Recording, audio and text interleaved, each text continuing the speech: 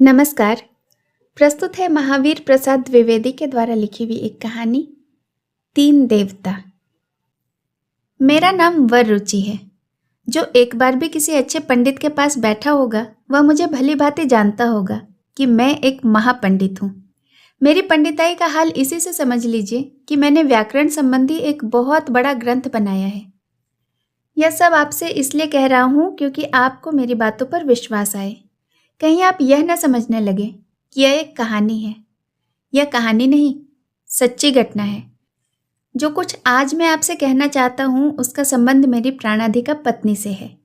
इसलिए आप ही कहिए, ऐसा कौन मूर्ख होगा जो अपनी ही घरवाली के झूठे कलंक को कहने बैठेगा। यह घटना यद्यपि हजारों वर्ष पुरानी है, तथापि इसकी सत्यता में संशय नहीं है। यह वृत्तांत तो उसी समय लिखा गया था। मैं उसे आपके मनोरंजन के लिए सुनाता हूँ, अपनी ओर से कुछ न कहूँगा। लो सुनो। लड़कपन में मैं अपने दो साथियों के साथ गुरुकुल में विद्या पढ़ता था। मेरे एक साथी का नाम विष्णु और दूसरे का इंद्रदत्त था। मेरे गुरु विंध्याचल से थोड़ी दूर पर विंध्यनगर में रहते थे। उनका नाम विद्या विभूति था। हम तीनों बड़े परिश्रम से पढ़ते थे। जब मेरी अवस्था कोई 8 वर्ष की थी तभी मैं विद्या विभूति जी के पास भेज दिया गया था। मेरे पिता का शरीरांत हुए उस समय 4 वर्ष हो चुके थे। घर पर केवल मेरी वृद्धा माता थी। वे मुझे प्राणों से अधिक चाहती थी। मेरी भी यही इच्छा रहती थी कि मैं शीघ्र ही पंडित हो जाऊं और किसी राजा के आश्रय में रखकर स्वयं सुखी होऊं और माता को भी सुखी रखूं। मेरे गुरु मुझे बहुत चाहते थे। मैं भी उनके हृदय से सेवा शुश्रूषा करता था। उनकी कृपा से मैं शीघ्र ही सब शास्त्रों में पंडित बन गया। मुझे पूरा पंडित होने में 12 वर्ष लगे। अर्थात जब मैं 20 वर्ष का हुआ तब मैंने विद्या की समाप्ति कर दी और उसके साथ ही अपने लड़कपन की भी समाप्ति कर दी। मैं युवा हुआ। एक बार नगर में एक उत्सव हुआ। गुरु की आज्ञा से मैं भी उसे देखने गया। साथ में विष्णु और इंद्रदत्त भी थे। वहां मैंने एक नवयौवना, दीर्घलोचना, शशांक वदना और गजेंद्र गमना कामिनी देखी। मैंने इंद्रदत्त से पूछा, यह कौन है? उसने कहा, विश्वकोश नामक ब्राह्मण की यह कन्या है। उसका नाम उपकोषा है। उपकोषा को देखकर मैं प्रेम परवश हो गया। मेरा मन मेरे हाथों से जाता रहा। चाह भरी दृष्टि से मुझे अपनी ओर देखते देख उपकोषा ने अपनी सखी से कुछ पूछा। कुछ क्या, मेरा हाल ही पूछा। सखी ने उसके कान में कुछ कहा और कहकर धीरे से मेरी ओर अंगुली उठाकर वह मुस्कुराई। मेरा परिचय पाकर उपकोषा ने भी प्रेम भरी दृष्टि से मेरी ओर एक बार देखा। देखकर वह वहां से चल दी। मैं भी किसी प्रकार घर लौट आया। केहरी के समान क्षीण कटी वाली, लक्ष्मी के समान सुंदरी उस मनमोहिनी के बिंबाधरों में वर्तमान सुधा सलील की प्यास से व्याकुल होने के कारण मुझे रात को नींद न आई। बड़ी कठिनता से पिछली रात जरा आंख बंद हुई तो क्या देखता हूँ कि सफेद साड़ी पहने हुए एक दिव्य स्त्री मेरे सामने खड़ी है। उसने मुझसे कहा, पुत्र, उपकोषा तेरे पूर्व जन्म की अर्धांगिनी है। मैं तेरे मुख में वास करने वाली सरस्वती हूँ। तू चिंता मत कर। तेरी व्याकुलता मुझसे देखी नहीं गई, इसलिए मैं तुझे धैर्य देने के लिए प्रकट हुई हूँ। तेरे रूप और तेरे गुणों पर मोहित होकर उपकोषा तुझे ही अपना पति करना चाहती है। शीघ्र ही तेरी इच्छा पूरी होगी। इतना कहकर भगवती सरस्वती अंतर ध्यान हो गई। प्रातःकाल मुझसे रहा नहीं गया। उस चकोर नयनी को देखने के लिए मुझे छटपटी पड़ी। मैं उसके घर की ओर चल पड़ा।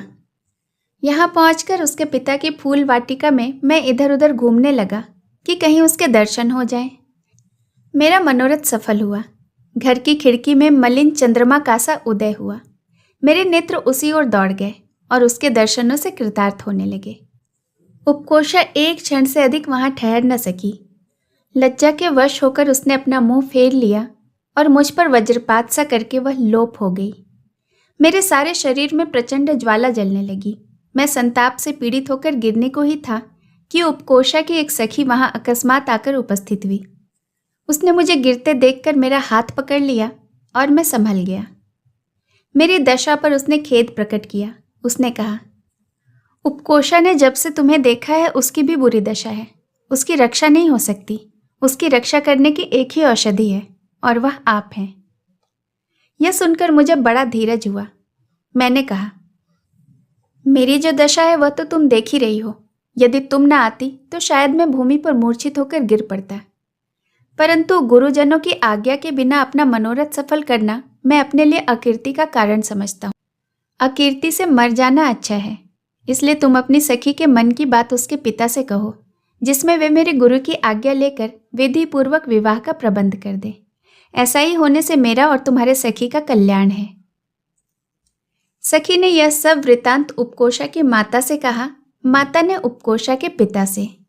पिता मेरे रूप, शील और विद्या आदि की बड़ाई सुन चुके थे, इसलिए उन्होंने इस बात को प्रसन्नतापूर्वक स्वीकार किया और मेरे गुरु विद्या विभूति की अनुमति प्राप्त कर ली। इस प्रकार मेरा विवाह उपकोषा के साथ निश्चय हो जाने पर मेरा साथी विष्णु कौशाम्बी से मेरी माता को ले आया। उसे वहां जाकर माता को लाने में 2 दिन लगे। ये 2 दिन मेरे लिए 2 युग हो गए। इन 2 दिनों की प्रतीक्षा में जो जो मनोरथ मेरे मन में हुए और जो जो मनोव्यथा मैंने सहन की, उसका अनुमान वे नहीं कर सकेंगे जिनको कभी इस प्रकार प्रतीक्षा नहीं करनी पड़ी। किसी प्रकार उपकोषा के साथ पानी ग्रहण का वह शुभ दिन आया। कुछ दिनों में मेरी माता संसार से चल बसी। इसका पहले मुझे बहुत शोक हुआ, परंतु धीरे धीरे वह कम हो गया और मैं उपकोषा के साथ आनंद से वहीं विंध्यनगर में रहने लगा।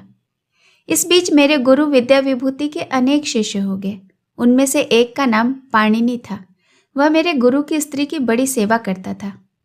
मेरी गुरुवाणी इसलिए उस पर बहुत प्रसन्न रहती थी।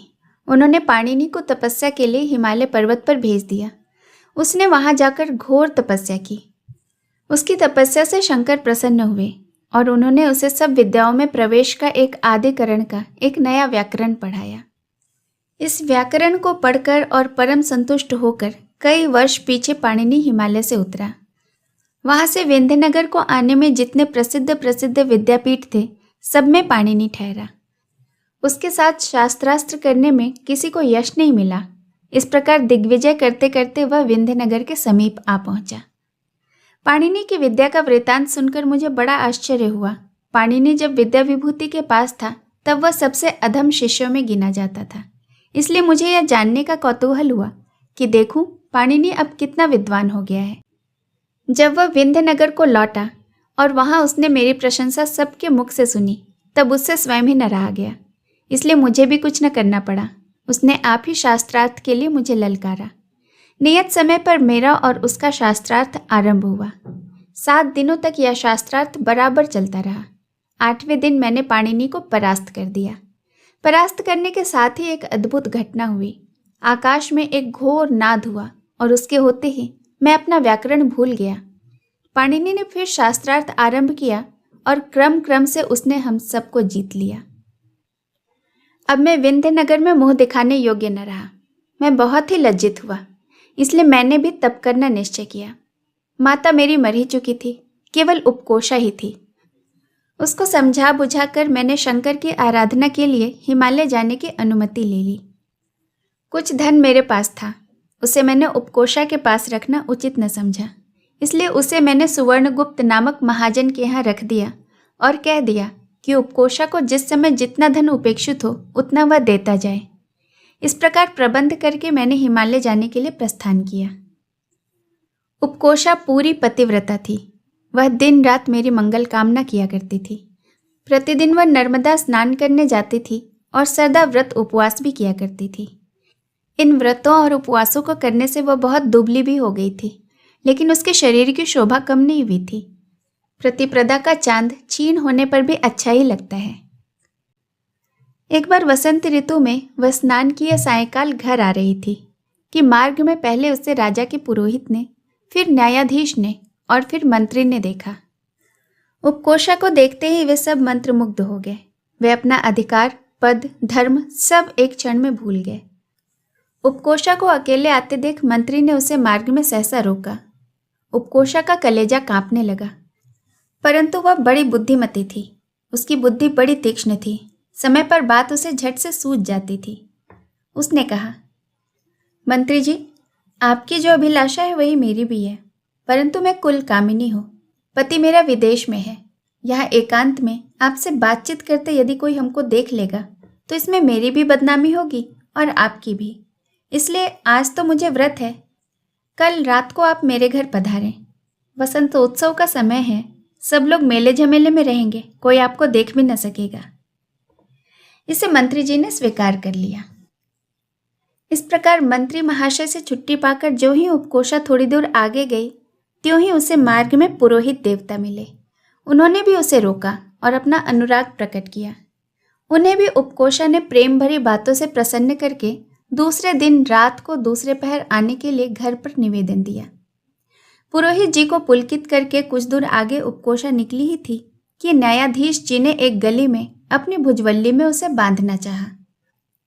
उपकोषा ने उनकी भी अभिलाषा पूर्ण करने का वचन देकर रात के तीसरे पहर अपने घर को पवित्र करने की प्रार्थना की। इस प्रकार 3 प्रेमियों से छुटकारा पाकर वह किसी प्रकार घर पहुंची। यहाँ उसने अपनी सखी से मार्ग का सारा वृतांत कांपते हुए वर्णन किया। उसने कहा, मेरी सुंदरता को धिक्कार है।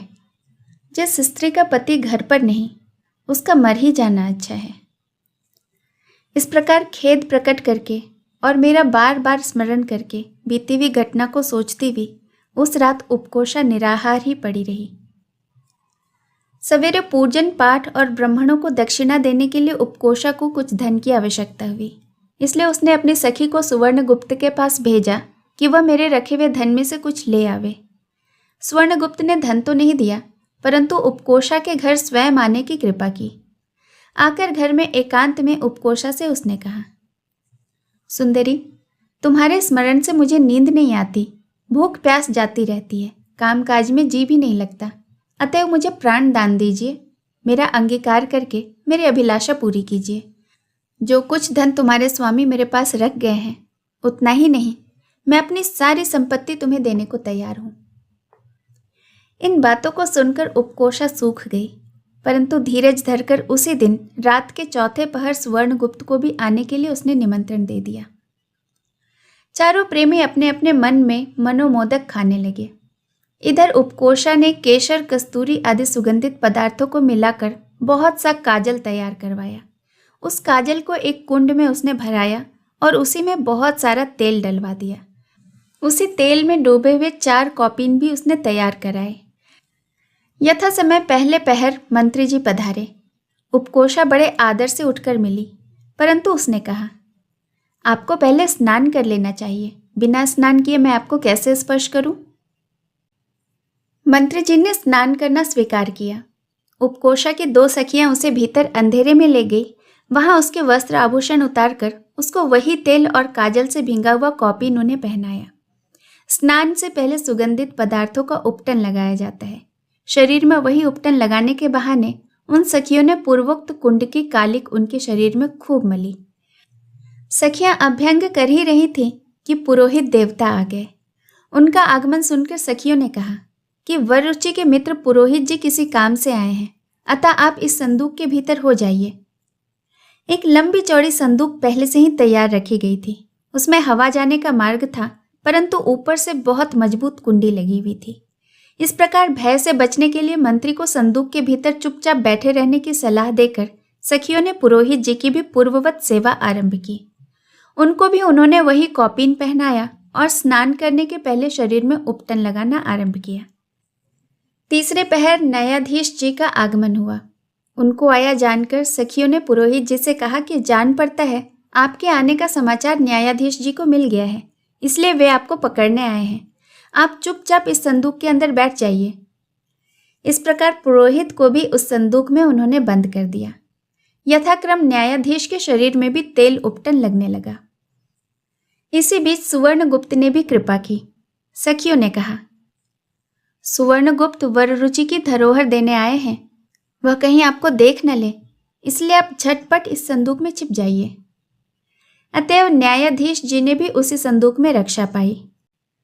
उसमें अब 3 मनुष्य हो गए, परंतु उस अंधेरी कोठरी में वे एक दूसरे को पहचान न सकते थे और चुपचाप कांपते हुए उसी में पड़े थे। सुवर्णगुप्त के आने पर उपकोषा ने उसका बड़ा आदर किया और दीपक जलाकर उसी कोठरी में जहां वह संदूक रखी थी उसे ले गई। वहां उसने बड़ी नम्रता के साथ अपना धन लौटा देने की सुवर्णगुप्त से प्रार्थना की। सुवर्णगुप्त ने कहा, मैं पहले ही वादा कर चुका हूं कि जो कुछ धन तुम्हारे स्वामी मेरे पास रख गए हैं, मैं उसे ही नहीं, अपना भी धन तुम्हें देने को तैयार हूं।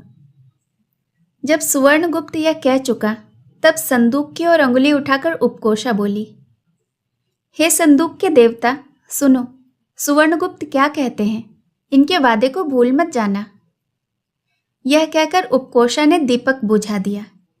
सखियों ने पूर्ववत बहाना बनाकर सुवर्णगुप्त को कौपिन पहनाया और अभ्यंग आरंभ किया।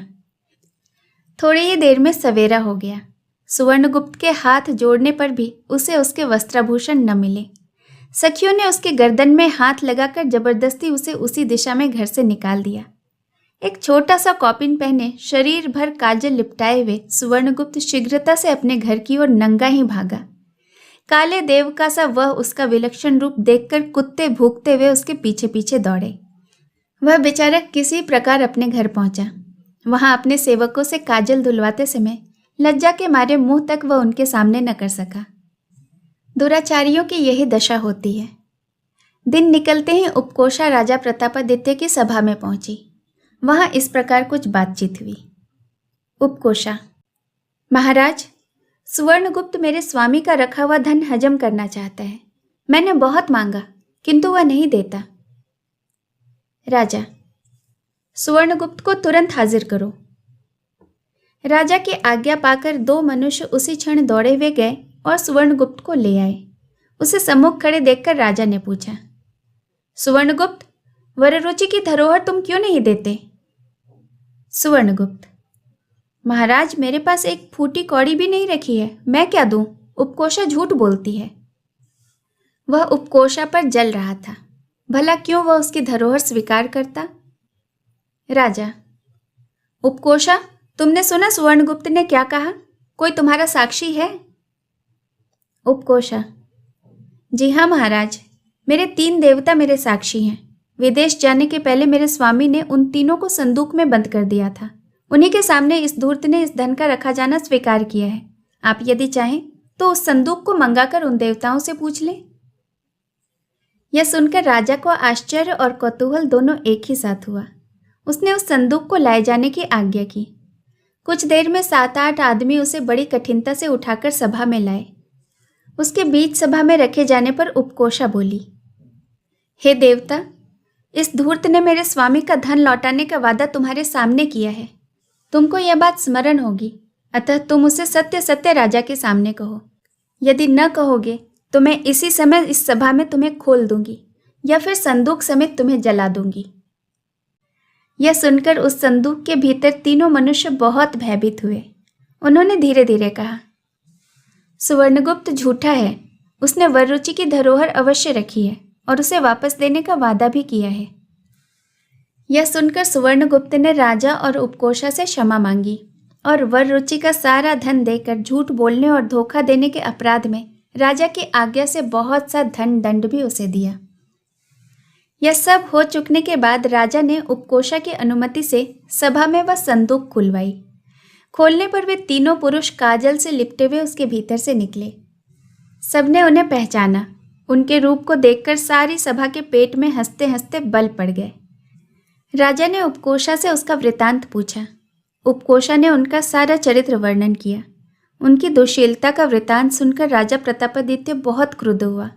उसने उन तीनों का सर्वस्व छीनकर उनको अपने देश से निकाल दिया। उपकोषा को राजा ने उस दिन से अपनी बहन माना और उसे बहुत सा धन और वस्त्रालंकार देकर विदा किया। कुछ दिनों बाद मैं शंकर को प्रसन्न करके और अपने इच्छानुकूल वर को पाकर घर वापस लौटा। आकर मैंने उपकोषा की चतुरता और उन तीनों पुरुष की दुशीलता का वृतांत सुना। उपकोषा के पतिव्रत पर मैं अतिशय प्रसन्न हुआ और उस दिन से फिर मैं उससे एक घड़ी के लिए भी जुदा न हुआ। अपनी प्रियतमा उपकोषा के इस अद्भुत चरित्र को मैंने अपने मित्र सोमदेव से लिख कर रखने के लिए कहा। उसने उसी क्षण उसे लिख लिया। वही मैंने आज यहाँ पर आपको सुनाया। आपको मेरी शपथ है, इसे सच ही समझना। कहानी सुनने के लिए आपका बहुत बहुत धन्यवाद। नमस्कार।